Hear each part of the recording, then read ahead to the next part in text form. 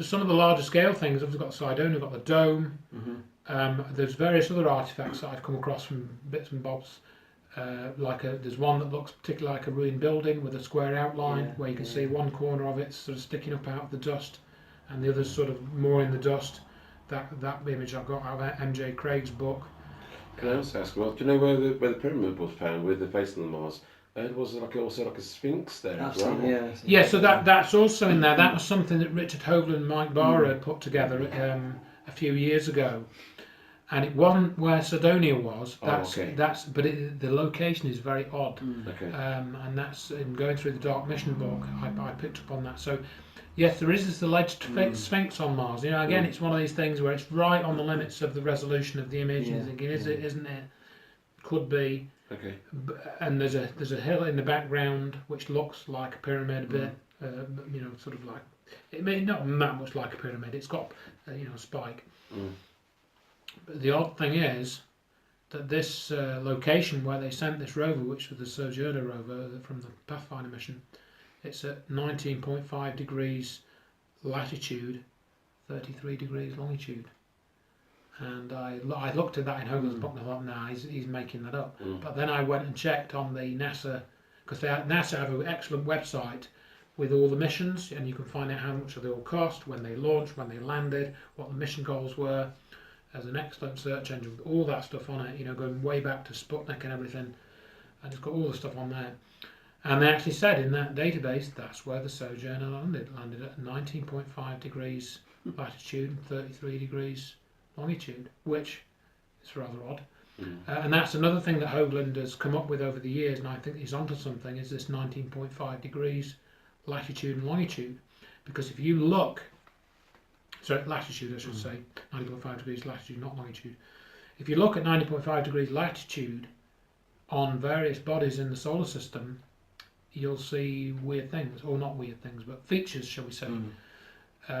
We've got the red spot on Jupiter, 19.5 degrees or thereabouts, you know, near there. Where do the most sunspots occur during solar maximum? 19.5 degrees. Where is the big island of Hawaii? 19.5 degrees latitude. And Hoagland, according to him, and I think it's true, he predicted, because he came across this idea of this hyperdimensional geometry or hyperdimensional effects back in the 80s and the mid-80s, when he looked at Cydonia, he'd seen this 19.5 degree angle coming out with these various relationships, according to him.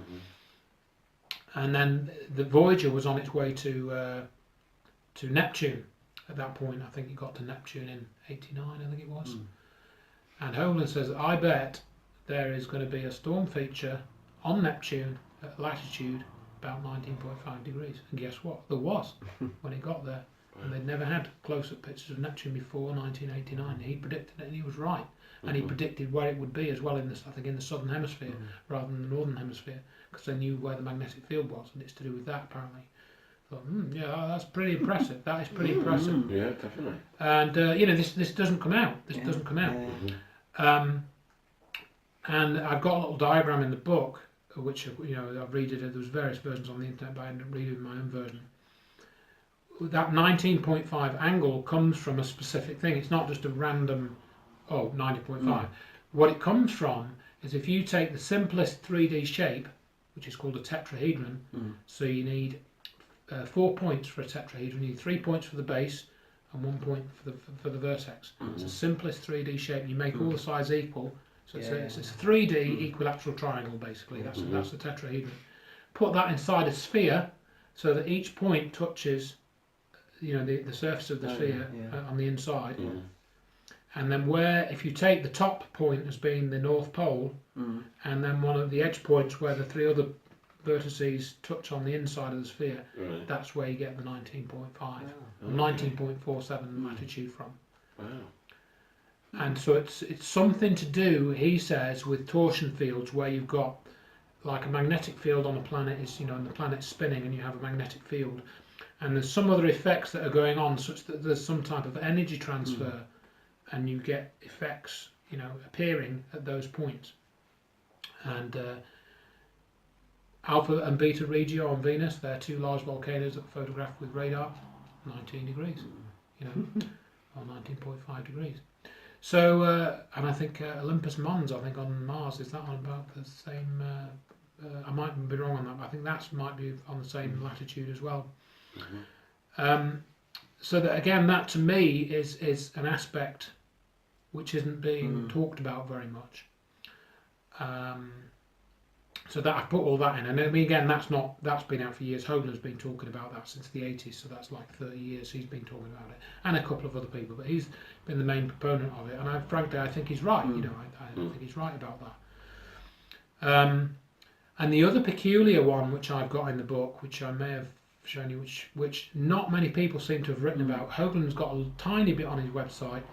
David Percy, who runs a website called allist.com, which I highly recommend because he's got a lot of stuff on the Apollo hoax on there. Some very, very good articles.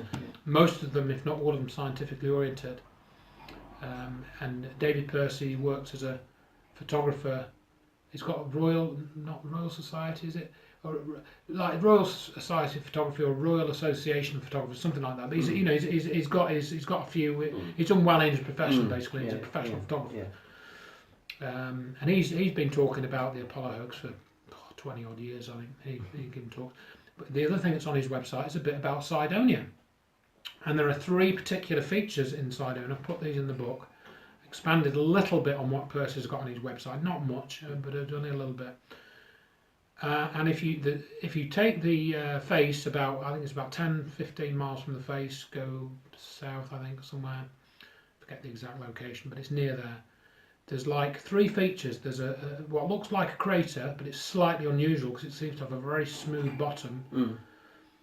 There's this thing that they ended up calling the cliff, which looks just like a maze really when you look at it first. And it's got this straight line running on it, which is about 12 miles long or 7 miles long or something. And then below that you've got this other thing, which looks like a small hill with a point. They call it the Tholus.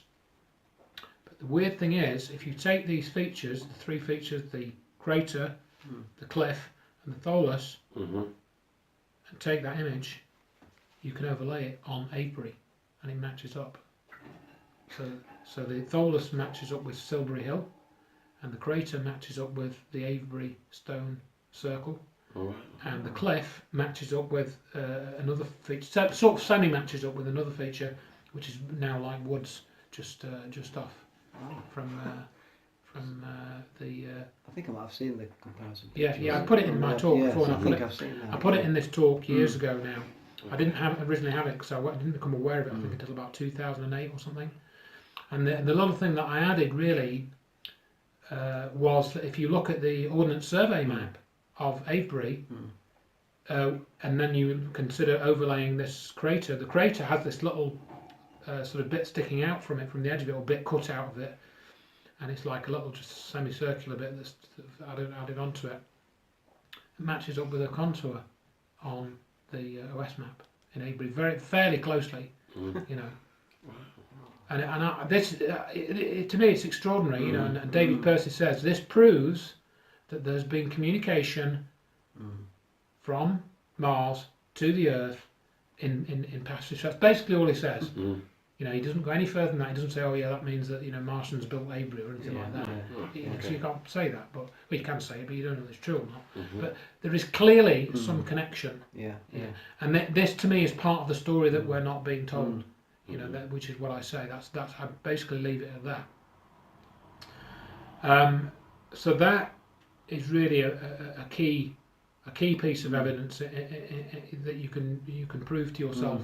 And I did it. In fact, because I drew this little overlay years ago. I got the image of Avebury, I got the image of Cydonia, got the image of Avebury from Google Earth, got the image of Cydonia from NASA's website, put it into PaintShop Pro, resized it so yes, they do match up.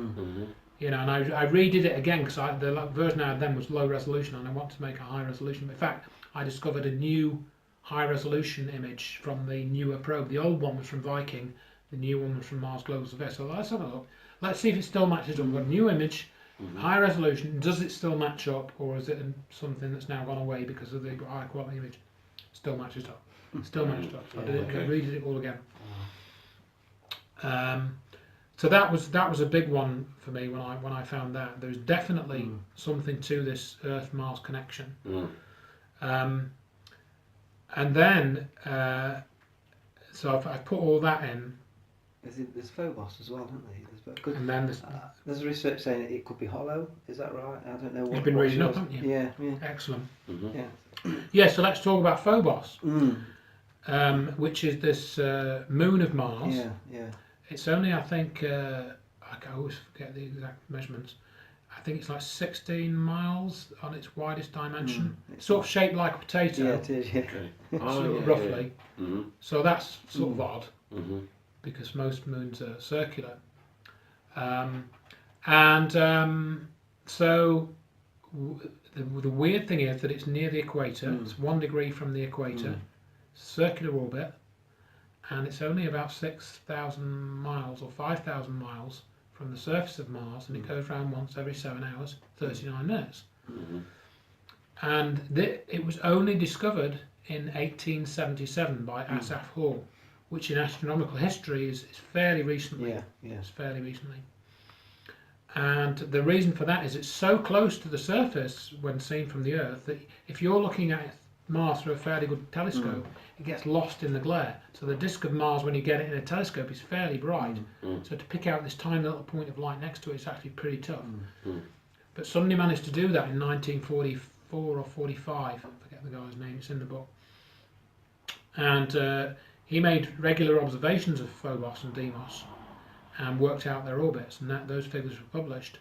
And then a Russian scientist looked at the orbits and looked at the situation with Mars, and he basically said in 1959 that the only thing that he could think of to explain where Phobos was and the speed of its orbit and the nature of its orbit was that it must be hollow, it couldn't be solid, and it couldn't be a captured asteroid, although it wasn't an asteroid that had come in from a cloud of material and got captured by Mars's gravity. And they actually say that. It actually even says that on ESA's website. It says probably not a captured asteroid. Okay. So what is it then? So if it's not been captured, if it's this body going around Mars, where's it come from? So the only other theory is then that they push on the ESA website and other websites is that it was a big explosion on Mars which ejected something into orbit. So it wasn't captured, coming past it, it was ejected from the surface. And just happened to blow up from the surface to land in a circular orbit, etc. And so in other words, the hollow nature was proposed by Shklovsky in 1959, and he said that it was probably an artificial satellite. He actually said that, and he wrote this book in 1967 called Intelligent Life in the Universe, which he wrote with Carl Sagan, which I'll come back to Carl Sagan probably in a bit.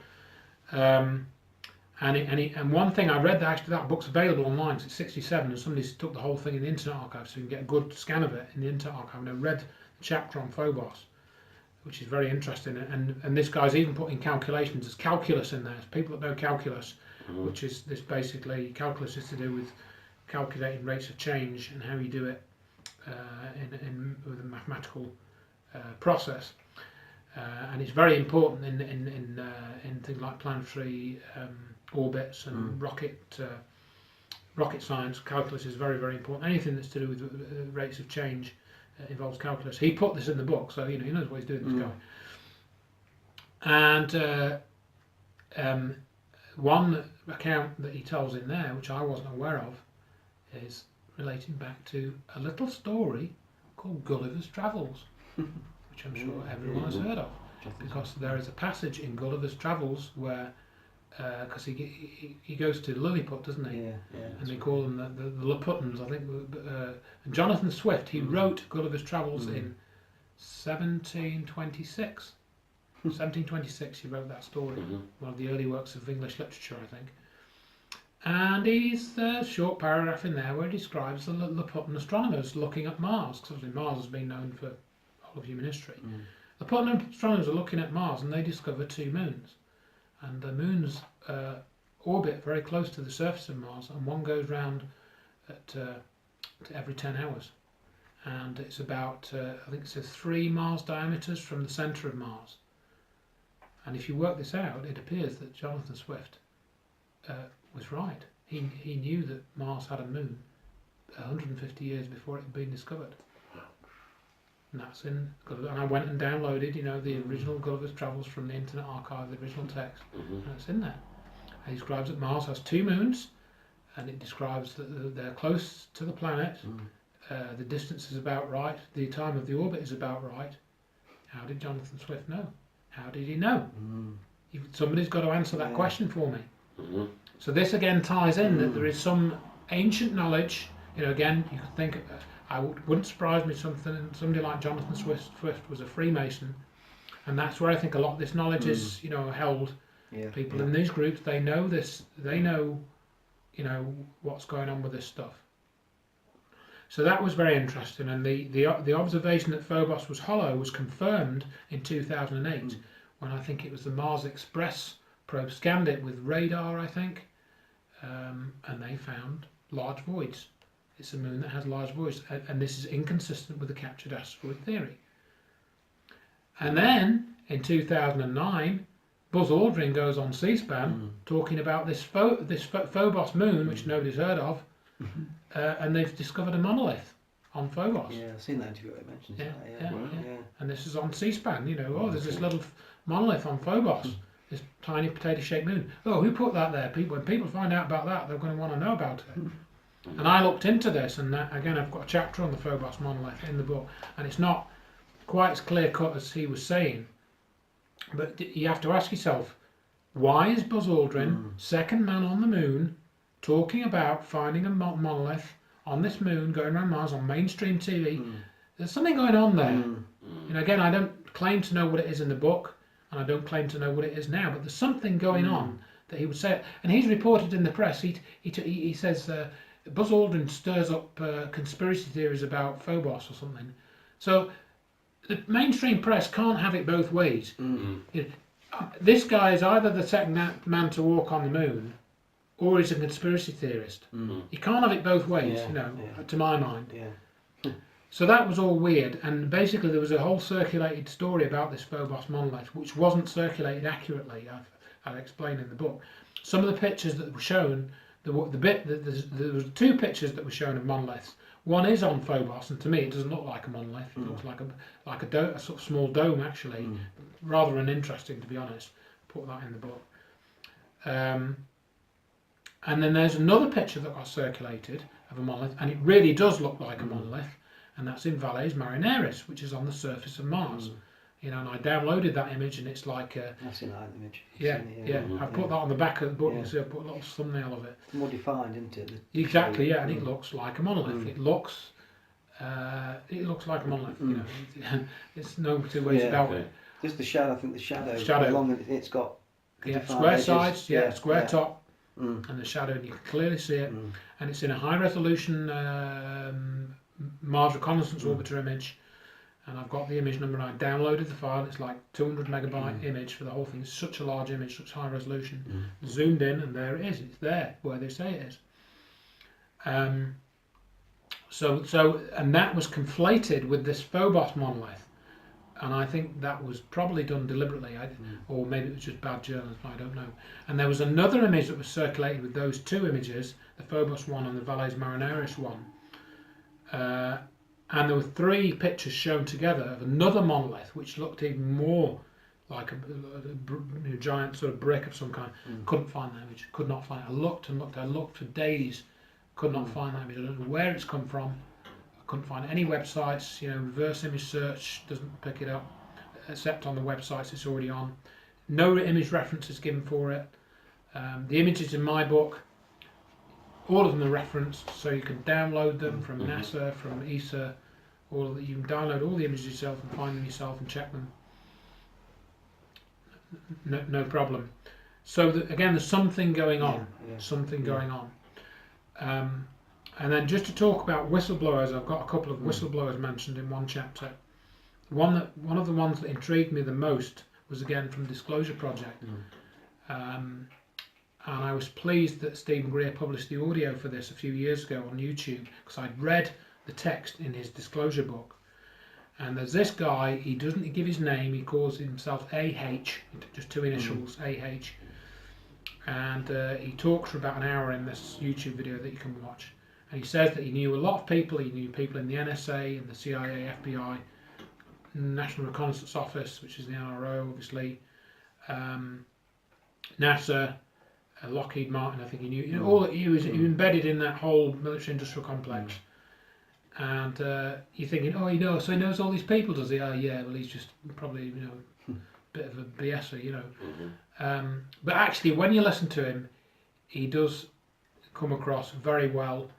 And, you listen to the whole thing. His voice has been disguised. But I found his testimony most intriguing because he said he knows somebody in NASA who's quite high up. He said he's not an administrator, but he's quite high up in NASA, and he says they know for a fact in an imaging area that the face is real. They've known, it's not made by windstorms or trick of light or anything like that. He said that the face on Mars was made by an extraterrestrial civilization, and the thing which impressed me was, he said they came to the Earth 45,000 years ago. So he gives that figure. And he says that they went back and forth between the Earth and Mars, and they created our civilization, and that's what this is all part of. And I've just put that transcript in the book there. So is that a made-up story? Is this guy just, wanting the limelight for, a disclosure reason of getting involved?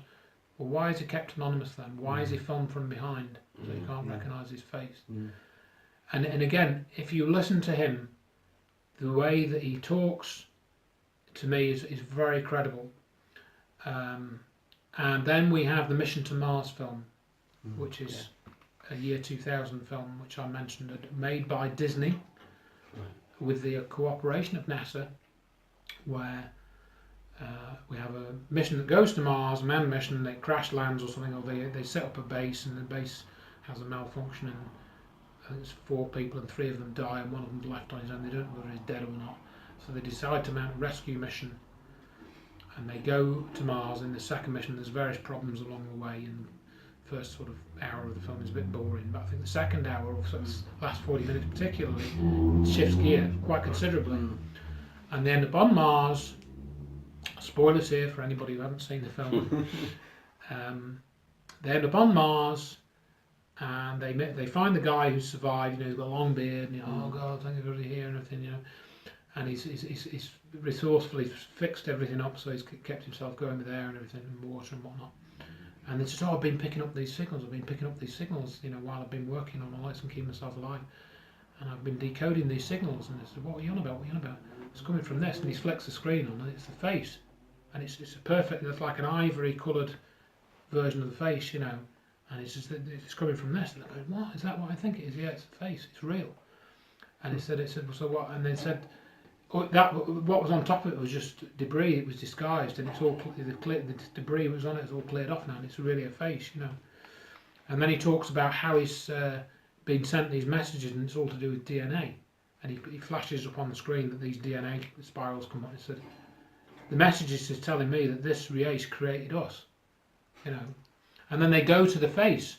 They go into the face, and they have to get out of the base, and they actually send a coded message to make it open up and it's quite an intriguing sequence of film, and they get inside. The thing that I've put in the book, and I found when I watched it, and I've still watched it again, and it's sort of a breathtaking clip really, because they go into the face and they walk into this holographic simulation.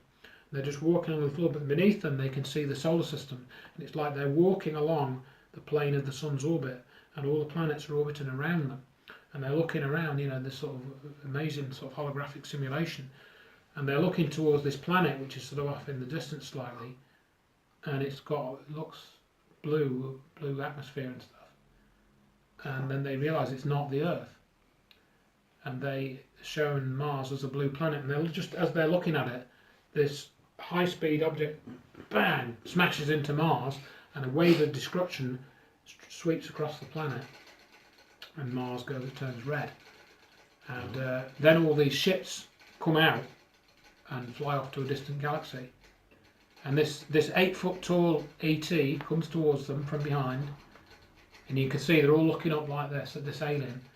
So there's a message here. Why is that alien 8 foot tall? Why?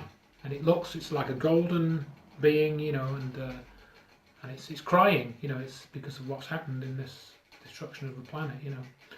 And as it's coming towards them, there's one ship that's waited. All these others have gone off to another galaxy, and then the being, the extraterrestrial being, puts its hand into its chest and it holds out its hand, and it's got a coil of DNA in its hand, puts it into the ship, and then that ship flies to the Earth and crashes into the ocean, and then you see all the life on Earth evolve in a sort of CGI, some marvellous CGI sequence. And the astronauts saying, "Oh, they seeded Earth," and so I'm, you know, when I saw this, I didn't see it in the year 2000. I think I saw it after I got into this. I'm thinking, so NASA cooperate with this film. Is this a disclosure? Is this a disclosure? Is this what the story they're not telling us really is? They do hide stuff in films, don't they? It's all in plain sight again, isn't it? Absolutely. And that, you know, it's a fascinating sequence to me.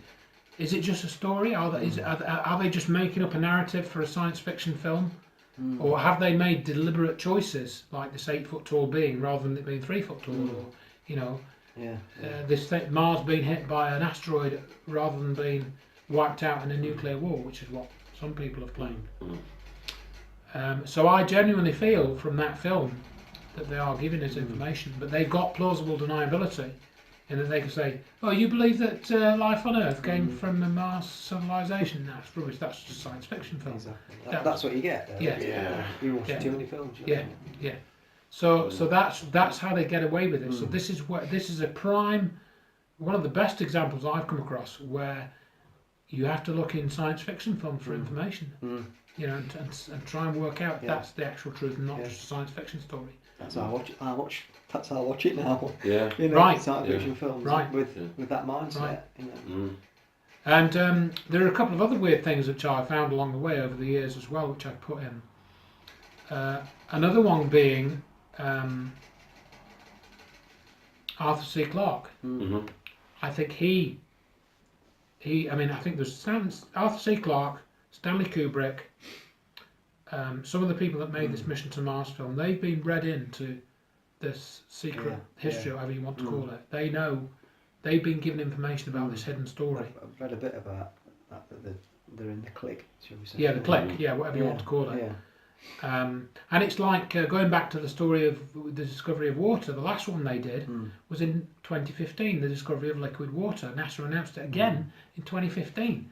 But they tied it in with the release of the Martian film, the Matt Damon film. Oh, yeah.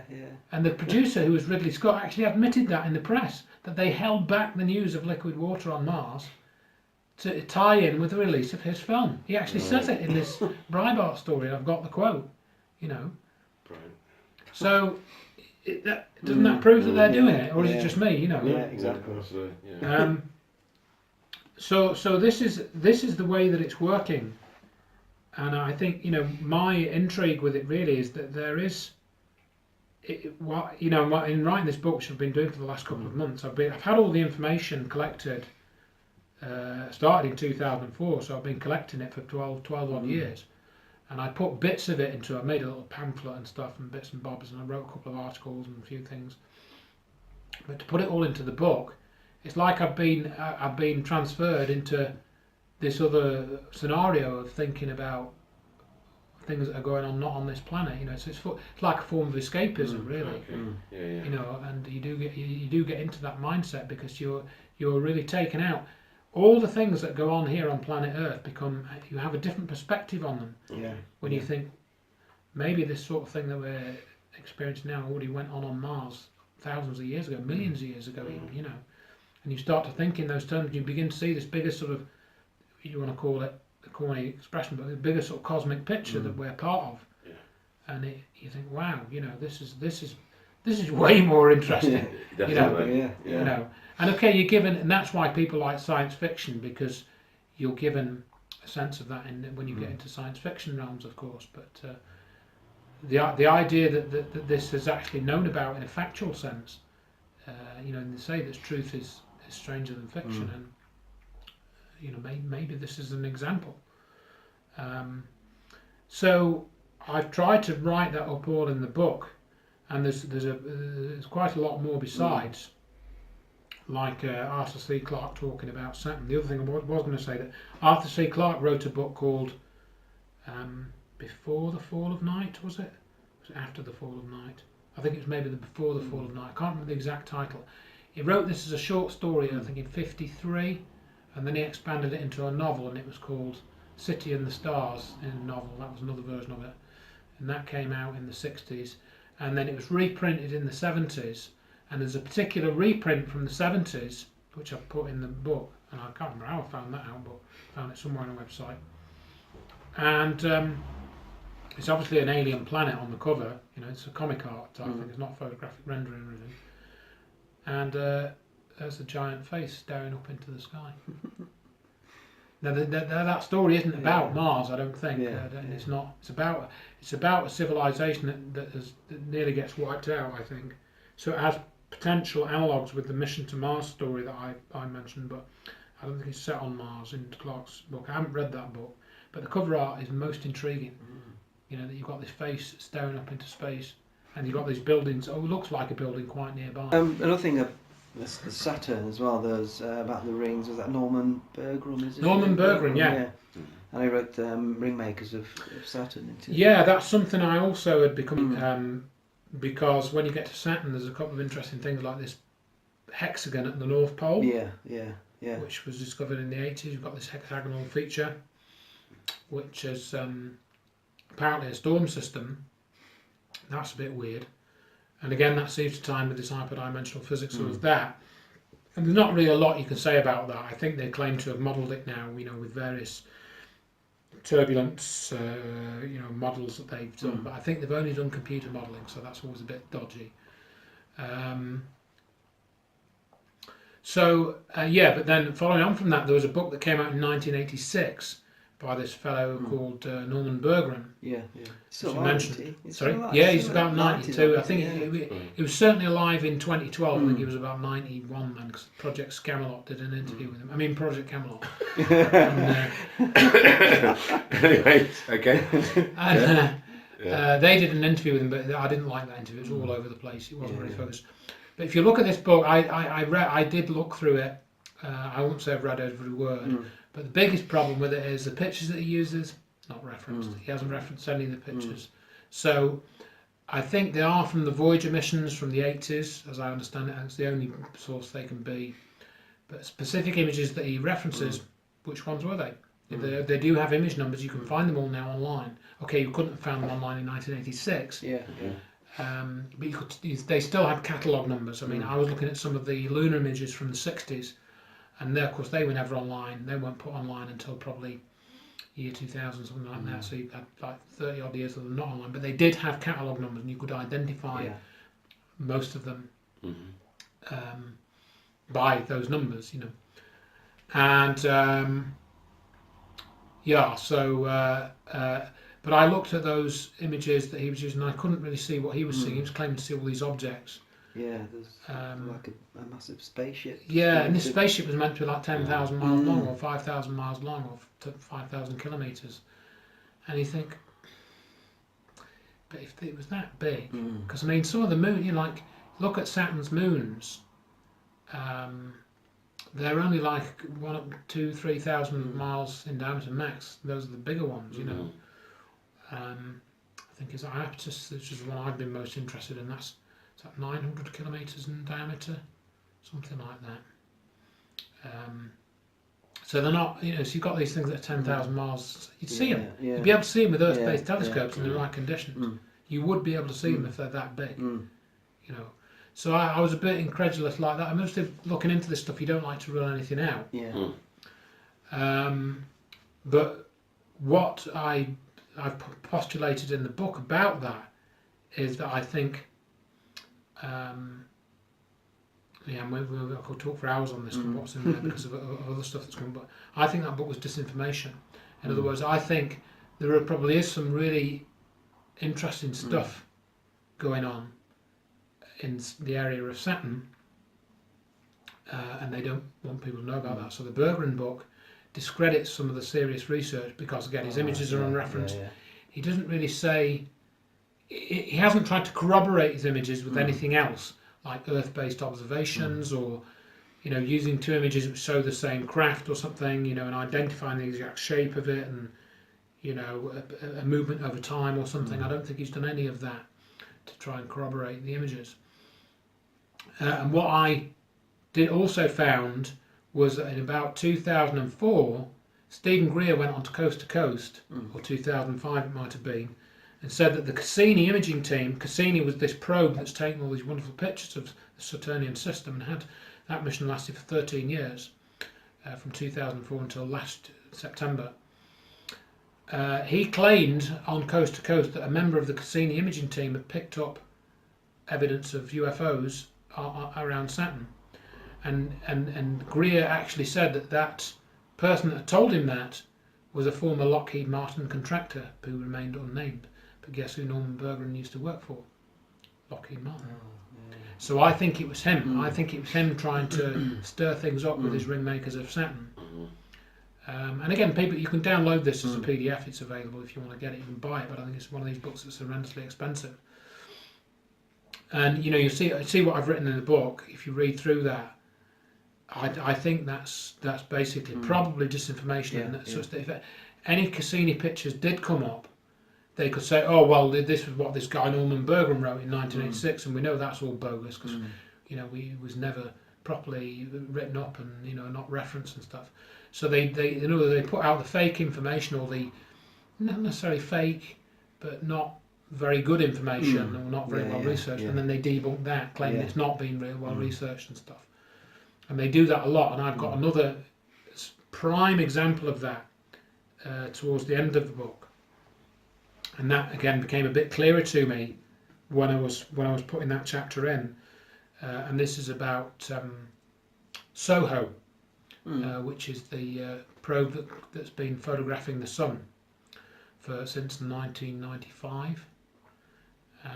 And they've got this probe, as they call SOHO, which is a solar and heliospheric observatory, sent up in 95 or 96, and it has two cameras. No, in fact, it's got 3 or 4 cameras actually. But the two most interesting ones are C2 and C3, called the LASCO instrument, which I forget what that stands for. I've put that in the book, and they have specific objectives about photographing solar activity. So they take a picture of the sun every half an hour to see how all the sunspots appear and form and merge and blah blah blah, and how the sun changes over its alleged 11-year cycle that it's got.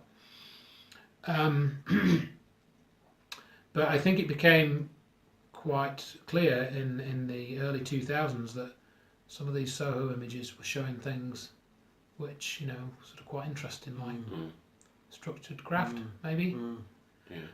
And it was not long after I started getting involved in this, I read up on this. I think I first came across this story probably again in 2005, and it's like this image of a flying saucer, and it's firing out 2 beams at the sun, directly at the sun. There's 2 beams coming out what looks like a flying saucer. I've seen that. It's firing at the sun. 2005, I think it was January the 2nd. Thinking, that's pretty amazing. It's one of those images you look at. If that isn't a flying saucer firing beams at the sun, I can't think what it would be. Yeah, I've seen that. It's mind-blowing, really. It is really. And then you go onto their website, and in 2003 they put out this explanation about what these images were, because other ones have been picked up that look like flying saucers. And they'll say, well, it's not. It's just an image artifact. So they'll either class it's either a cosmic ray, because cosmic rays, these radiation sort of events that impinge on the sensors and make these patterns, or it's a comet, because SOHO can see the comets, because a lot of the comets we don't see from Earth. They just come into the solar system, get attracted to the sun, bang, they go in the sun, we barely even see them. And so they'll say it's a comet. They'll say it's a planet, because when a planet is photographed by SOHO, it looks very brilliant, and it has like these lines coming out the side of it because of the overexposure or something. They'll say it's that. They'll say it's debris that gets on the sensor, which I don't know what that's from, whether it's just sort of dust from, I don't know what it'd be from, but some type of debris, maybe from interstellar dust or something that gets impinged. They'll say it's that.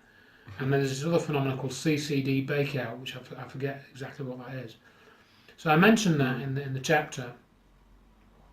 But what happened was, in 2007, I was contacted by this chap in Germany. I know his name, but I haven't put his name in the book, so he wanted to remain anonymous. And he'd actually downloaded 15,000 Soho images to look for these objects. And he's sent me the ones that he found. And there's quite an interesting collection. Are they in the book? Are they Some of them are, yeah. I put about 7 or 8 of them in the book. He sent me quite a few more.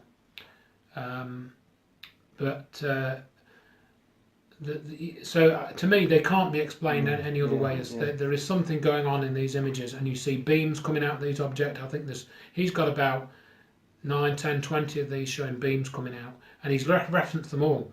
So you can find the images because he's put the date and time on them, because they're all taken like every half an hour or something. And there's this website called HelioViewer, which has them all archived, so you can download them if you want and check them. And I checked a couple of them, and they're still there. And they claim to have debunked these, as I say. And then what happened in 2003 was they were put on display at the National Space Centre in Leicester. Yeah. Yeah.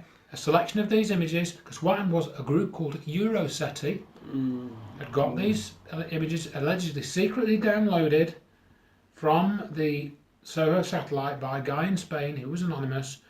He processed them, and then they put them on display at the National Space Centre. And then they did a press release. And they got a professor, guess where he was from? The Rutherford Appleton Laboratory, to make comment on these images and what they showed. And in this press release, they showed one image which had been heavily processed, and it looked like a flying saucer, but it had all these looked like glowing, and this glow around it. And that's not how the Soho images appear. So you can tell it had been processed. So in the press release, they had one image processed, let's call it a flying saucer on this image. It had been image processed, have all the glow around it, and then they had some pictures of comets, which were just or coronal mass ejections, which is what the sun does the sun kind of burps every few days and ejects all these clouds of plasma, and called coronal mass ejection. And they were claiming it was something to do with that in this press release. There's only 5 pictures in this press release, 4 of which are of coronal mass ejections. The other one is of this processed flying saucer image. And this guy was called Mike Murray, and he claimed that they downloaded images from the LASCO satellite, LASCO C1 satellite and the LASCO C2 satellite. Really? How did you do that, Mike? Because there's only one satellite and it has 2 cameras. Right. So he was putting out false information. The guy in Spain was anonymous.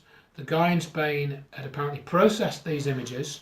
The image that I showed in the book and other people are showing, it's not processed in any way. It's directly downloaded. You can see it's a saucer-shaped thing, whatever it is. Not processed. And that was all put into a press release in 2003. So in other words, they put out a fake explanation or a fake version of the data, which was this process thing that had all this glow around it. And they debunked that, saying it had been processed to show this. Didn't have the date on that image in the press release.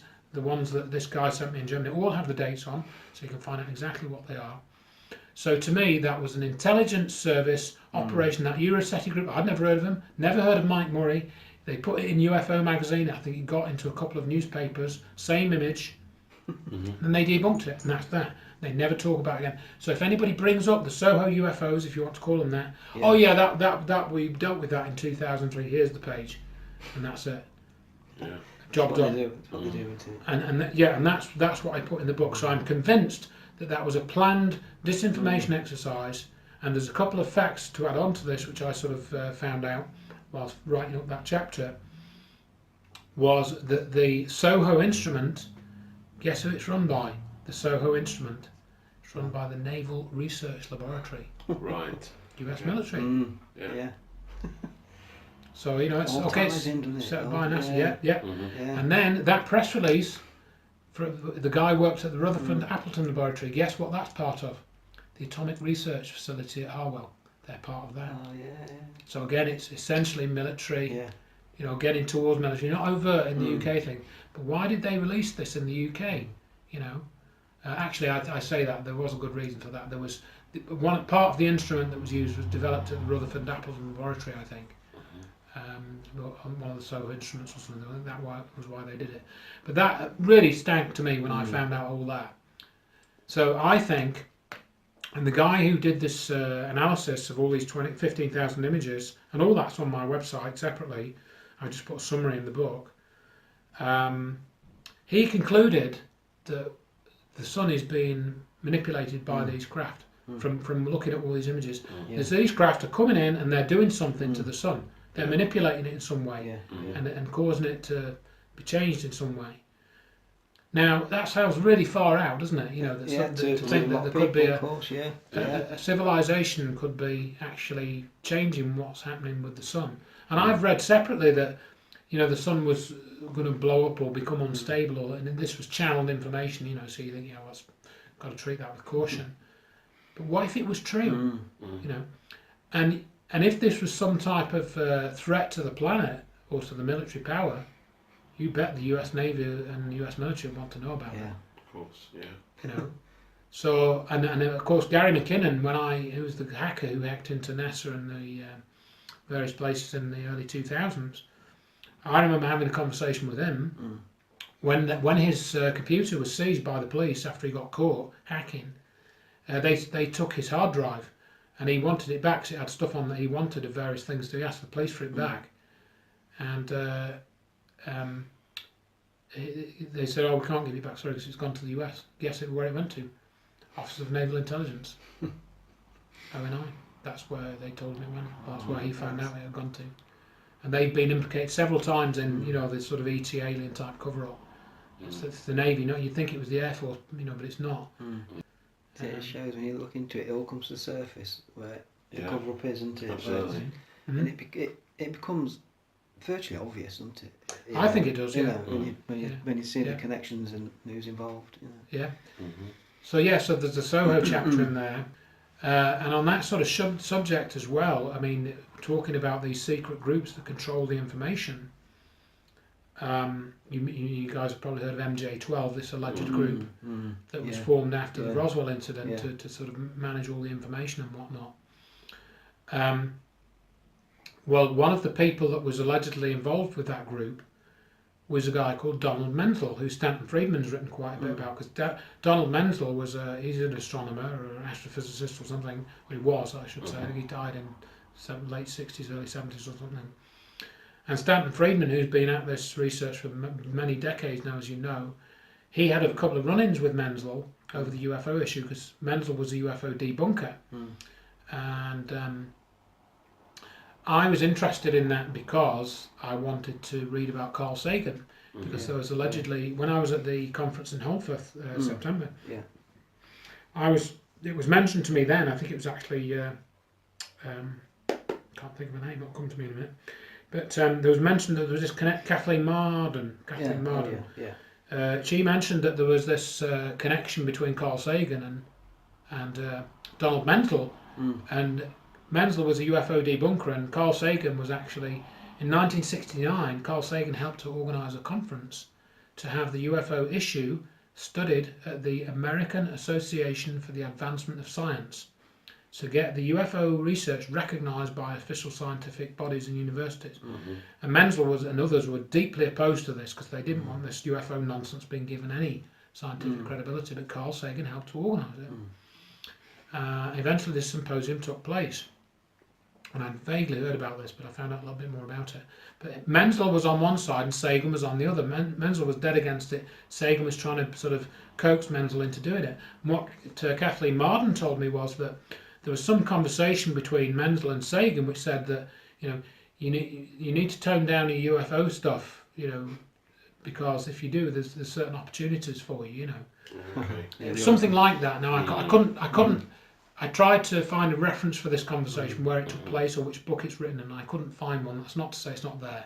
So, you know, count it as hearsay if you want. But what I'll tell you in a couple of minutes isn't hearsay.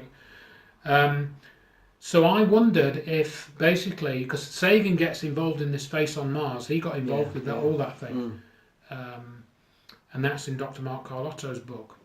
And he actually pointed out in his Cosmos book, Sagan actually wrote about pyramids on Mars, the Elysium pyramids. And that's in his 1980 Cosmos book. But then Sagan, like everyone else, became a Mars-based debunker. Yeah, he did later around the same time, actually, a couple of years later. And that's all in Dr. Mark Carlotto's book and a bit in Hoagland's book as well. So to me, I was sensing that Sagan was playing both sides of the field, sort of thing, or talking to both sides of the field. Sagan was extremely intelligent, and he was a very. He actually got involved in the Viking project directly, and he was involved in some of the science. I've seen bits where he's involved. There's photographs with him. Right, and I think he was involved in helping set up one of the experiments or designing one of the experiments, or maybe even more. I don't know, but he was heavily involved with it. So there was this alleged sort of talk that although Sagan probably wasn't involved with MJ12, he probably, I guess, wouldn't have known of his existence. So what I found out on a blog I came across is that Sagan actually had a top secret clearance, because in 1959 he was a consultant for a project based out of Kirtland Air Force Base. This is 1959, middle of the Cold War. They were going to drop a nuclear bomb on the moon as part of a Cold War project, and it was a classified project. Sagan was a consultant, and the document with his name on page 5 was only declassified last year. So Sagan had a top secret clearance for that project. So that to me means that he could have. It doesn't mean he was in MJ12. Doesn't mean he knew of MJ12, but it means that he was. He had a connection to the U.S. military. I only found that out in the last few weeks. He wasn't just this sort of narcissistic TV astronomer. But he was a bit. I mean, I was reading some blog about the Cosmos series, from 1980, which I watched with my mum, and we found it fascinating. And he is a bit narcissistic in that. His face is in most of the shots, But he is a very good speaker, and I was watching some videos, and he sucks you in, this guy, because he's got such a smooth, and he's got such a sort of easy delivery, and he's very, very knowledgeable, very good speaker. But talking about on that, he then did that Contact book, which I think he wrote in 1985. Contact, where it's about us contacting an extraterrestrial civilization in modern Jodie times. Foster was in the film. Was that one? Correct, and it's a very interesting film if you watch it. Very interesting film, and that was released the year after his death. Oddly enough, I don't know if that had anything to do with anything, but so people can watch the Contact film. Now, I get a feeling again that Carl Sagan, he was at least partly read in to this other story. Would not surprise me if Carl Sagan was a Freemason or something like that. He had access to this other story or parts of it, so that he knew, what to direct things away from. And I found on Dr. Mark Carlotto's YouTube channel, literally the other day, that they didn't. Well, I didn't find this on his channel, but after this, I'll tell you what I did. They did an update to the Cosmos series in 1990, 10 years after. And so they played the original program, and then they did an extra sort of 5-10 minutes at the end to update various bits and bobs. And in this particular sequence, it's called Blues for a Red Planet, I think is episode 3 of Cosmos, if you get the 1990 update. Carl Sagan actually shows a picture of the face on Mars at the end and says, oh, maybe we should go and look at this, even though I think it's just an eroded landform. Just to get that in, So if you think it's an eroded landform, Carl, why are you showing pictures on the screen? He showed Mark Carlotto 3D analysis. So he's like, again, I think Carl Sagan was maybe a bit torn a little bit, perhaps. Yes, I don't know. I'm still trying to work out whether he was a good guy or what, but I think he had, like Arthur C. Clarke and like Stanley Kubrick, they knew more of the story than we do, and they were told not really to tell anybody else, particularly. So that's in the book as well. Yeah. We'll have to wrap it up, I think. I think so. It's fascinating. We could go on forever. I think we could do another one, couldn't we? We could, probably, yeah. I mean, we'd like to do like the moon landing hoax and connect stuff with that, that'd be a Sure. good talk one time. Mhm. And of course, climate change one we was originally going to do. Yeah. There's Oh, yes, so yeah, many we'll do areas. that. There's so many areas. Yeah. But thank you very much, Andrew. Thanks, Andrew. And your book's out.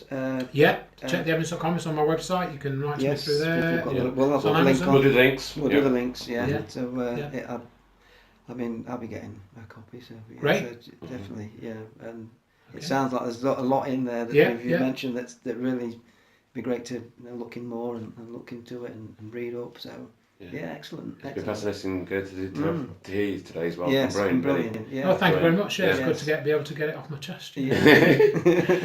And I mean, like I said, we could have gone on, couldn't we? Yeah, I think there's going to be definitely part 2 on. There needs to be. Yeah, there needs to be definitely. Yeah. Yeah, definitely. Well, thank you very much. Thanks, Andrew. Thank you. Thank you very much, Andrew. Mhm. Thank Thank you. Right, there we go. Excellent. Right, cool. Right. Let's wrap up. It's quite well, that match. Oh. That's excellent. Yeah, it's, how are you, Pauline?